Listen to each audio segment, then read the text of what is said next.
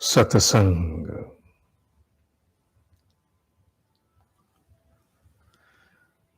विचारों की शक्ति। अचिंत चिंतनम से बचें तो विचारों की शक्ति के द्वारा, इसकी व्यवस्था के द्वारा लगभग जीवन को भी व्यवस्थित कर पाए। ये बहुत बड़ी सामर्थ्य है। विचारों की शक्ति के विषय में पूर्व में भी कहा गया और अब तो इस पर एक प्रकार का प्रशिक्षण ही आरंभ हो चुका है। तत्काल इसी विषय पर उतरते हुए हमारे यहां प्राचीन भारतीय मनीषा में सुभाषित, सु माने अच्छा, भाषित माने जो कहा गया, कथन, सुभाषित। सुभाषित कुछ ऐसे वाक्य होते हैं जिसे अंग्रेजी में एफोरिज्म्स भी कहते हैं, अर्थात कुछ ऐसी पंक्तियां जो बड़ी प्रेरक हैं, जो मनुष्य के जीवन को प्रेरणा देती हैं। और उसी प्रेरणा में आने वाली एक पंक्ति का उल्लेख आज के सत्संग में कर रहे हैं, जिसका संदर्भ निश्चित रूप से हमारे विचारों को ही प्रभावित करेगा। अब इन सत्संग की सीरीज में जो कुछ भी कहा जाएगा वो विचारों की सामर्थ्य, विचारों की शक्ति को व्यवस्थित करने के लिए होगा कि किस प्रकार विचारों को व्यवस्थित किया जाए। और धीरे धीरे ये सारे वाक्य, एक एक शब्द उसी दिशा में बहेगा। भले वो भिन्न प्रतीत हो पर वो भिन्न नहीं है, अपितु जिस प्रकार ढलान से सारा जल जहां सबसे अधिक ढलान हो वहीं जाता है, उसी प्रकार ये कहे गए सारे वाक्य उस एक ही ढलान की ओर जा रहे हैं, विचारों की शक्ति की ओर, विचारों की व्यवस्था की ओर। वो सुभाषित कहता है, उद्यमः साहसम धैर्यम बुद्धि शक्ति पराक्रम षडेते यत्र वर्तन्ते तत्र देवः सहाय कृतः। ये 6 सामर्थ्य है, ये 6 बिंदु हैं, ये जहां भी होंगे, 6 के 6, ये जहां भी विद्यमान होंगे, जिस जीव में विद्यमान होंगे, वहां देव शक्तियों की स्वतः ही सहायता प्राप्त होगी। अर्थात उस जीव के पीठ पीछे से हवा आनी आरंभ हो जाएगी, वो जीव सफलता प्राप्त करेगा। यह सफलता प्राप्ति का एक सूत्र है। उद्यमः, एक, उद्यमी होना, अर्थात उद्यमी एंटरप्रेन्योर। एंटरप्रेन्योर क्या केवल बिजनेसमैन होता है? नहीं। मैंने 10 साल पूर्व इस विषय को एक बार उल्लेख किया था कि किस प्रकार उद्यम शब्द, केवल एंटरप्रेन्योर शब्द किसी व्यापारी के लिए नहीं प्रयोग हो सकता। ये तो हर उस स्थान के लिए जो है जहां व्यक्ति स्वप्रेरित है, सेल्फ मोटिवेटेड है, वो कुछ करना चाहता है। Entrepreneurship, it can be bureaucratic entrepreneurship, business entrepreneurship, social entrepreneurship, political entrepreneurship, even spiritual entrepreneurship. क्यों नहीं? जहां भी उद्यम है वो एंटरप्रेन्योरशिप है, और जहां मनुष्य में कुछ करने की हुक है, ललक है, वो उद्यम है। तो जहां ये 6 होंगे, जिनमें से पहला उद्यम, दूसरा साहस।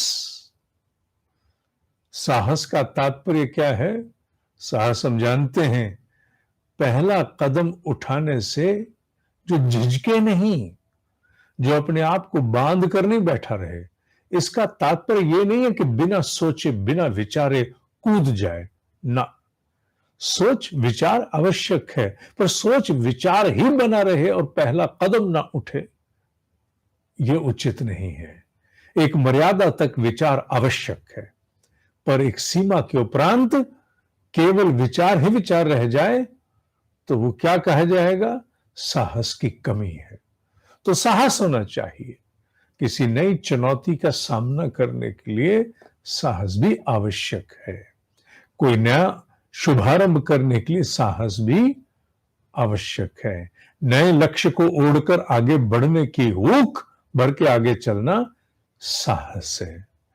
तो जिसमें उद्यम है, जिसमें एंटरप्रेन्योरशिप है, सेल्फ मोटिवेटेड इनिशिएटिव लेता है, और जिसमें साथ ही साथ साहस है, और तीसरा जिसमें धैर्य है।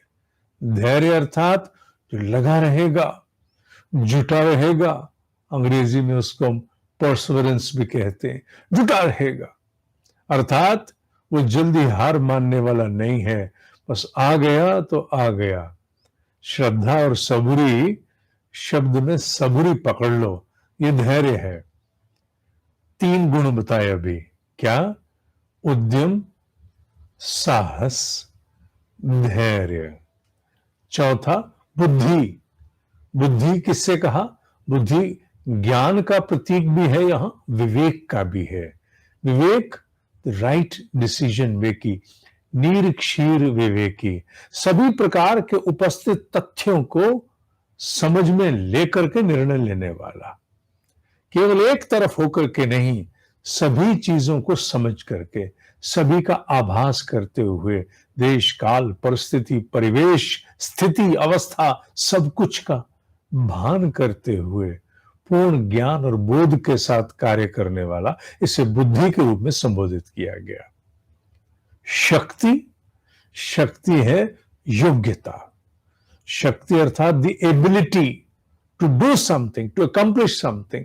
योग्यता, शक्ति का तात्पर्य सामर्थ्य से है, शक्ति का तात्पर्य योग्यता से है। इसे योग्यता मानना, वो कई बार मनुष्य बहुत कुछ करना चाहता है पर उसमें उसको करने की योग्यता नहीं होती है। वो सोच लेता है, बहुत कुछ सोच लेता है, मुझ में उद्यम, साहस, धैर्य सब है, पर मेरे पास शक्ति नहीं है, कैपेबिलिटी नहीं है, तो वो नहीं कर पाता। तो शक्ति भी होना आवश्यक है। और अंतिम है पराक्रम। पराक्रम किसे कहते हैं? पराक्रम कहते हैं जितनी भी कठिनाइयां मार्ग में आएंगी उनसे पहले ढेर नहीं होना, अपितु कठिनाइयों के सामने आने पर उनसे जूझने, उनसे पार जाकर के आगे निरंतर बढ़ते रहने की क्षमता होना, इसे पराक्रम कहते हैं। हां, पराक्रम शब्द को अंग्रेजी के किसी एक शब्द में संबोधित करना कठिन है।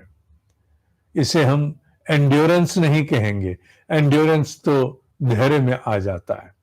पराक्रम को आप इसी प्रकार से समझे, to overcome all kinds of hurdles.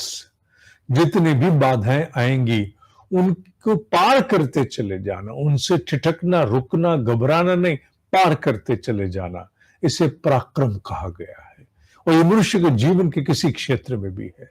सफलता उसी के कदम चूमती है जिसके पास ये 6 हैं।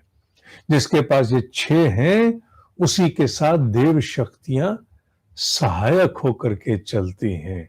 इसे पुनः स्मरण कर लो। इस पर नोट्स तो अवश्य लेख के रूप में, अब तो नोट्स भी लेख के रूप में प्राप्त होंगे आपको।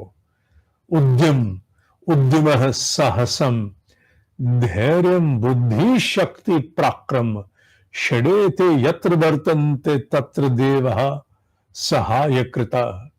ये 6 जहां होंगे वहां तुम्हें सहायता प्राप्त होगी, पीठ पीछे की हवा होगी, हार करके भी जीत ही सिद्ध होगी, इसमें कोई संदेह नहीं है।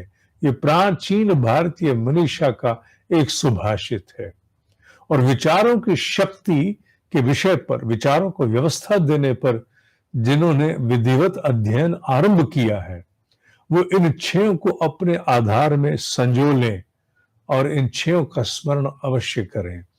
साधना आवश्यक है, अर्थात जो ध्यान हम करते हैं आवश्यक है, जो मंत्र का जप हम करते हैं आवश्यक है।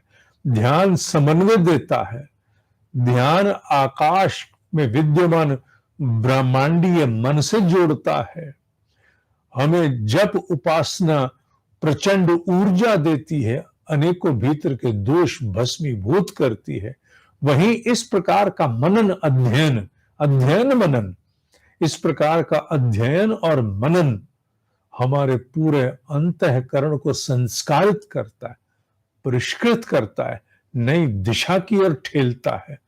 मत भूलो कि 5 आवरणों से बने हो तुम, जिसमें अन्नमय पढ़ा है ना, प्राणमय, मनोमय, विज्ञान में, आनंद में। सभी कोशों पर साथ साथ कार्य करना आवश्यक है। ये सारे कार्य एक ही दिशा की ओर ले जाते हैं, आत्मानो मोक्षार्थ जगत हिताय च। अपने लिए आत्म उत्कर्ष निरंतर और जगत हिताय च के लिए बड़े बड़े उद्देश्य लेने पड़ेंगे।